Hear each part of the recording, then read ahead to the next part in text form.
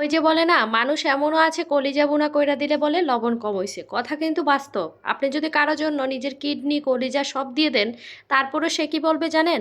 তোমার এগুলো ভালো ছিল না তাই তুমি আমাকে দিয়েছো। কিন্তু আপনি যে তাকে ভালো করার জন্য দিয়েছেন সেটা সে কক্ষনো ভাববে না। চোখের সামনে যদি এখন কোনো মানুষ অসুস্থ হয়ে যায় কিংবা কোনো বিপদে পড়ে যায়, তাদের জন্য এখন বেশি একটা মায়া হয় না। কেন জানেন? মনে হয় তাকে উপকার করে তাকে সুস্থ করে লাভ কি হবে? কিছুদিন পরেই তো সে আমার বিপরীতে কথা বলা শুরু করবে। মানুষ সত্যি বলছে না মিথ্যা বলছে সেটা নিয়ে ভাবতেই অবাক লাগে। কারণ যে পরিমাণ মানুষ এখন মিথ্যা বলতে, বলতে মন থেকে উঠে গেছে, এখন সত্যি বললেও তার প্রতি আর বিশ্বাস তৈরি হয় না। আমি বলব অন্যকে ভালো রাখার চিন্তাভাবনা মাথা থেকে কমিয়ে দেন। শুধু এতটুকুই ভাববেন আপনার দ্বারা যেন কারো কোনো ক্ষতি না হয়, কারো মনে কোনো কষ্ট না হয়। আর আপনি কি করবেন? আপনি আপনার নিজেকে ভালো রাখুন, নিজেকে ভালোবাসুন, হাসিখুশি থাকুন, তাহলেই জীবন সুন্দর। তো যাই হোক বন্ধুরা, আজকে কলিজা ভুনা করতে গিয়ে অনেক কিছু মনে হয়ে গেল।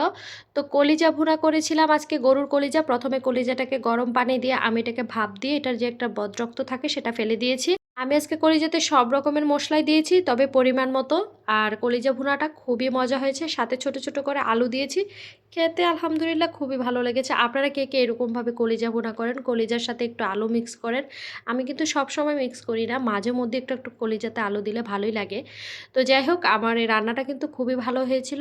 তো আমি ভাবলাম বন্ধুদের সাথে শেয়ার করি আর কিছু গুরুত্বপূর্ণ কথাও তাদের সাথে শেয়ার করি।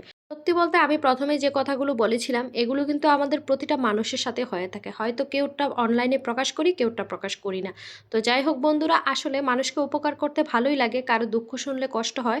তবে এখন বর্তমানে কারো কথায় এখন বিশ্বাস করতে পারি না। কে সে সত্যিই বিপদে আছে নাকি সে অভিনয় করছে? তাই কারো সাথে এতটাও মিথ্যা বলা ঠিক না, এতটাও অভিনয় করা ঠিক না, যেন সত্যি, সত্যি কখনো বিপদে পড়ে গেলে সে আমাকে বিশ্বাস না করে। আল্লাহ আমাদের সবাইকে এসব বোঝার তৌফিক দান করুন। আজকে রান্না করতে, করতে বন্ধুরা অনেক কথা বলে ফেললাম। আমার রান্নাটা কেমন হয়েছে অবশ্যই কিন্তু জানাবেন। তো সবাই ভালো থাকবেন বন্ধুরা। আজকে এই পর্যন্তই। চলে আসবো নতুন কোনো ভিডিও নিয়ে। সেই পর্যন্তই। আল্লাহ হাফিজ।